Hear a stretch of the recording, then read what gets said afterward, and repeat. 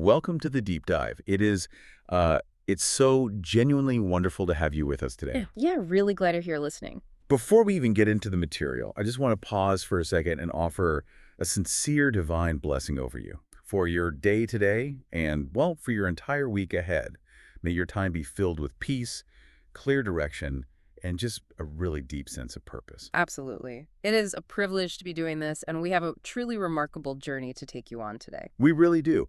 Our mission for this deep dive is to explore one of the most dramatic, high-stakes, and honestly, heart-wrenching sequences in ancient literature. Yeah, we're jumping straight into the book of Exodus. Right, specifically zeroing in on chapter 33. And to help us really grasp the weight of what is happening under the surface here, we are pulling from the rich historical and linguistic insights of both the Holman and the Nova Almeida Actualizada Study Bibles. Which is great because the context those two sources provide, it completely transforms this. It takes it from a simple historical account into this masterclass on relationship, consequences, and mediation. So let me just set the stage for you. The Israelites have just committed the ultimate spiritual betrayal. The golden calf. Exactly. They've been rescued from slavery, they've made this huge covenant with God, and almost immediately they build and worship a golden calf.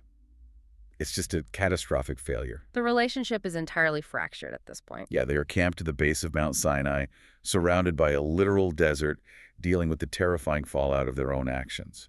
And right here, God drops an absolute bombshell on Moses. A massive bombshell. To put you in the right headspace for this, I want you to imagine this scenario.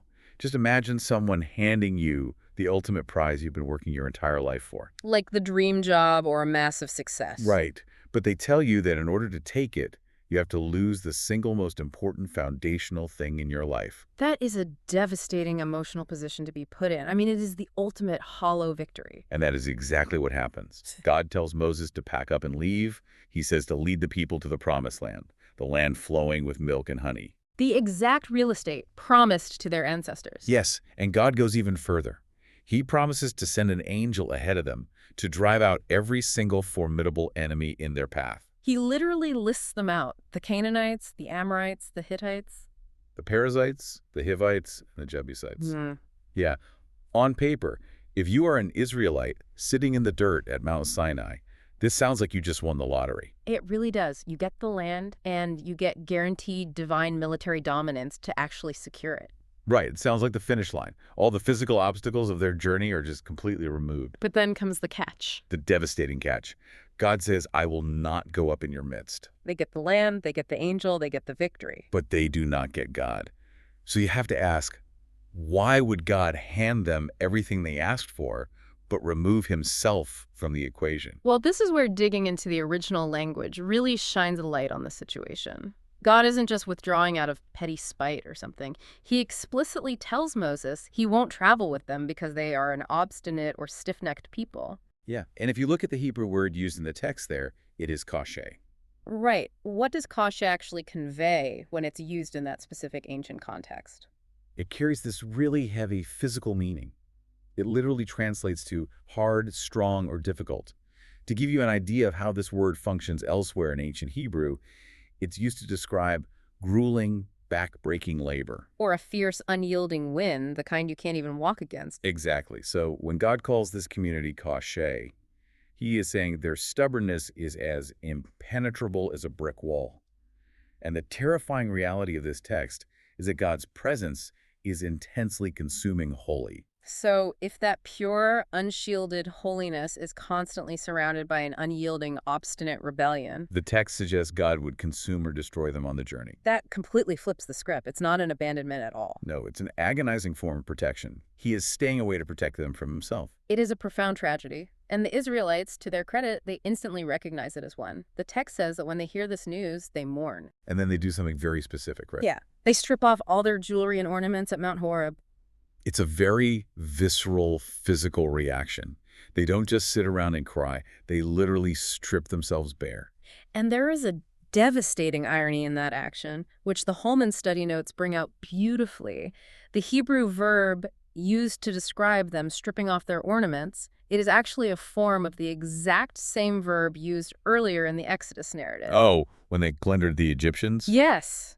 Think about the symmetry of that moment. Wait, so the jewelry they're taking off is the actual wealth they took from Egypt? Exactly. When they walked out of Egypt, they plundered the wealth of their oppressors. That gold and silver was the physical treasure of their liberation. It was their financial security. And now, because of their profound failure with the golden calf, they're essentially stripping themselves of that same treasure in mourning. Their disobedience has literally cost them the spoils of their freedom. Man, it's like watching someone win a massive settlement, buy a flashy sports car, and then have to walk out and hand the keys back because they violated their probation. That's a great analogy. They are just standing there in the desert, stripped of their finery, realizing the magnitude of what they threw away. And the loss extends so much further than their personal wealth. There's a massive structural crisis happening here, too. Right, because up until this point, the entire goal of their encampment at Sinai was to receive the instructions to build the tabernacle. But the sole purpose of the tabernacle was to be the habitation of the Lord, right in the absolute center of his people. So if God is refusing to go in their midst, Then building the tabernacle becomes completely pointless. The grand design of their brand new society suddenly has a massive gaping hole right in the center.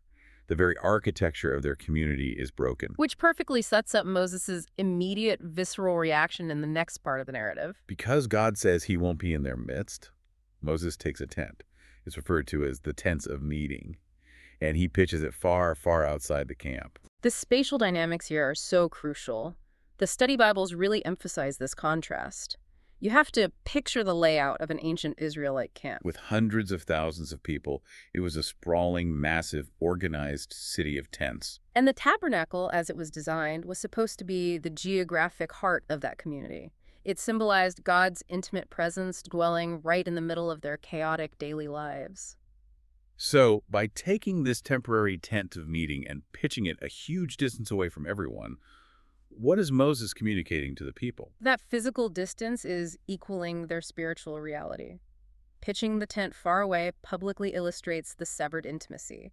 The covenant is broken, and the closeness they were supposed to enjoy is just gone. If anyone among the people wanted to seek the Lord, they couldn't just step out of their family tent and look to the center of the camp anymore. No, they had to physically leave their community, walk a long, solitary distance outside the camp boundaries, just to seek God. It is a powerful, daily, visual reminder of their alienation.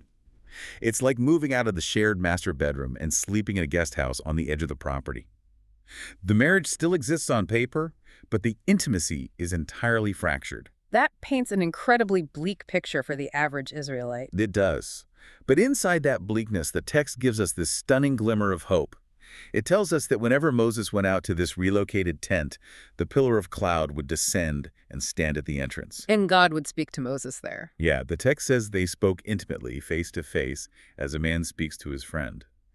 Meanwhile, his young aide, Joshua, would stay behind by the tent. The focus on Moses here, as he constantly enters and exits this tent outside the camp, it really highlights his vital role as a mediator. He is the bridge between a holy God and a fractured people. I want you listening right now to just imagine being Moses in that moment. Have you ever been the one stuck in the middle of a massive fallout between two parties you care deeply about? Maybe two friends or family members who aren't speaking? Now multiply that tension by millions. Exactly. Moses is the sole mediator for an entire nation. He is walking out of the camp carrying the crushing weight of a people who have just ruined their relationship with the divine. And he is stepping into a supernatural cloud to talk to the creator of the universe like a friend. The emotional whiplash of that must have been absolutely staggering. It requires an unbelievable level of leadership and audacity, which leads perfectly into how Moses actually handles the negotiation with God. Because he doesn't just accept the new terms. Moses turns into a master negotiator. He really does. He pushes back. He goes into this tent outside the camp and basically says, look, you've told me to lead these people, but you haven't told me who you will send with me. And then he makes this incredibly bold declaration. He says, if your presence does not go with us, do not send us up from here. Essentially, if you aren't coming, we are not leaving Mount Sinai. We would rather die out here in the wilderness with you than inherit the promised land without you. It's a fascinating standoff. Why is Moses so incredibly adamant about this? What is the defining characteristic of his argument? Well, if you look closely at his intercession, Moses insists that it is only the presence of God that distinguishes Israel from all other nations on the face of the earth. Right. Every single nation in the ancient Near East had land. Every nation had armies. Simply acquiring a piece of real estate in Canaan wouldn't make Israel special or fulfill their purpose. The only thing that made them unique, the only thing that defined their actual identity, was the relational presence of God dwelling among them. And what's wild is that he isn't making this argument based on how worthy the Israelites are, because at this point, they've proven they are the exact opposite of worthy. That is the crux of the mediation. Moses is interceding here based entirely on God's grace and the special relationship God initiated. It's completely devoid of human merit. Because, let's be honest, at this exact moment, Israel has zero merit. They just threw a chaotic festival for a golden cow. Yeah, Moses can't say, look how good my people are, you should come with us. Instead, he appeals solely to God's own character. He points back to the relationship God chose to establish. And incredibly, it works. The result is that the creator of the universe yields to a human mediator. God tells Moses, "My presence will go with you, and I will give you rest." That concept of rest is incredibly significant in ancient literature. In this context, it isn't just taking a nap after a long walk. It signifies ultimate security and provision in a new land. It's rest from the chaos of wandering, rest from the threat of enemies. God is assuring Moses that he won't just tag along, he will personally secure their future. Okay, so Moses has just successfully negotiated the impossible. He secured the presence of God for the journey. Most people would stop right there, say thank you, and walk out of the tent. But Moses takes it one step further. He makes what has to be the most audacious request a human being could possibly make. He looks at God and says, "Please, show me your glory." It is an astounding escalation. Why would he ask for that? Historical and theological analysis suggests this request should be interpreted primarily through Moses' role as a representative of the covenant, rather than just a personal desire for a mystical high. Right. He wants the ultimate, undeniable confirmation of God's presence, not just to satisfy his own curiosity, but to solidify the broken covenant he's desperately trying to repair. So how does God respond to a fragile human asking to see pure, unfiltered divine glory? God agrees to a compromise. He tells Moses, I will make all my goodness pass before you, and I will proclaim my name, the Lord, before you. But then he gives a stark, terrifying warning. He says that Moses cannot see his face because no human being can see it and survive the experience. Which brings us to some of the most profound cinematic imagery in the entire Exodus narrative. God tells Moses there is a place by him, a specific rock. God says he will put Moses in a cleft, a deep crack in that rock. And as God's overwhelming glory passes by, God will cover Moses with his hand. Specifically, the original language implies the palm of his hand. The visual of that is staggering. I mean, just picture yourself in that scenario. You are tucked into a dark, narrow crack in a mountain, and the being that spoke galaxies into existence places his palm over you. And he's doing it to protect you from his own sheer lethal power. It highlights just how unbelievably small and fragile humanity is when confronted with the raw reality of the divine. It truly does. And the sequence continues. God tells Moses that once he has passed by, he will remove his hand so that Moses can see his back, but not his face. What does that actually mean in a theological sense? Obviously, God doesn't have a physical, biological back or face like a human walking down the street. Right. It is highly sadolic language. The study notes really delve into this. The contrast between face and back is a powerful metaphor for full versus partial revelation. Okay, so breaking that down a bit more. In the biblical context, a person's face represents their true, complete presence. It shows their deepest attitudes, their unshielded essence, their full personhood. To see God's face would be to comprehend his full, infinite reality, which is simply impossible for a finite mortal mind and body to withstand. It would obliterate him. It's like trying to stare directly into the core of the sun with a telescope. You can't do it. You can only handle the sunlight reflecting off the moon. You can handle the reflection, the partial revelation. That is a great way to think about it. So Moses is granted this partial revelation. Seeing God's back means seeing what God leaves behind. It's the afterglow. It's the evidence of his passing. It is as much of the divine reality as a human being can possibly process without being unmade. And during this incredible, overwhelming moment, God makes a definitive statement declaring his ultimate, unchallengeable sovereignty. As he passes by, he says, I will be gracious to whom I will be gracious, and will show mercy on whom I will show mercy. That is a massive statement of authority. It is, and it echoes throughout history. The Nova Almeida Actualizada notes point out that the Apostle Paul actually quotes this exact phrase centuries later in the New Testament. In the book of Romans, specifically chapter 9. Yeah, Paul uses this moment at Mount Sinai to demonstrate that God shows mercy simply because he decides to do so. It is the ultimate expression of his sovereign will.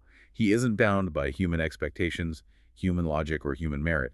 His grace is a completely free choice. So we've covered a tremendous amount of ground here. We've gone from a broken community stripping off their jewelry in the desert to a relocated tent of meeting to a man hiding in the crack of a rock while the glory of the universe passes by. What does this all mean for you listening right now? What is this so what of this entire saga? If we synthesize everything we've unpacked, this deep dive reveals the intense, almost agonizing tension between divine justice and divine mercy. Justice demands distance from stubborn rebellion. God's pure holiness cannot just ignore the betrayal of the golden calf. There are real consequences, symbolized by that tent moving far outside the camp. But mercy desires relationship. Mercy actually yields to the passionate, audacious intercession of a mediator who refuses to let go. Furthermore, this chapter serves as a profound reminder that sometimes the journey itself, or even the final destination, like a perfect land of milk and honey, isn't nearly as important as who is accompanying you on it. Moses understood something fundamental. The Promised Land was just another wasteland if God wasn't there. That is incredibly poignant. A guaranteed victory and a beautiful destination mean absolutely nothing without the right presence beside you. It's a question of what we truly value when the chips are down. Now, as we wrap up, I want to leave you with a final provocative thought from the text to chew on. It's a paradox that we haven't touched on yet, but it's sitting right there in the original language of the chapter. Earlier in the text, when describing that intimate conversation in the tent, the literal Hebrew translation explicitly states that the Lord spoke to Moses face to face, as a man speaks to his friend. Yet just a few verses later, when Moses asks to see God's glory, God explicitly tells him, "You cannot see my face, for no man can see me and live," requiring Moses to hide in the rock just to survive the encounter. So how do you hold those two ideas together? How do you reconcile the profound friendly intimacy of a literal face-to-face conversation alongside the terrifying, unapproachable reality of a glory so intense that seeing its face could end a human life in a fraction of a second? It's a tension that defines the human attempt to understand and approach the divine. It is a mystery well worth pondering long after this discussion ends. It really is. Thank you so much for joining us for this deep dive. We loved exploring this incredible narrative with you today. We really did. And as we sign off, I just want to say that God blesses you and God blesses all the listeners. Take care of yourselves, keep asking big questions, and we will catch you next time.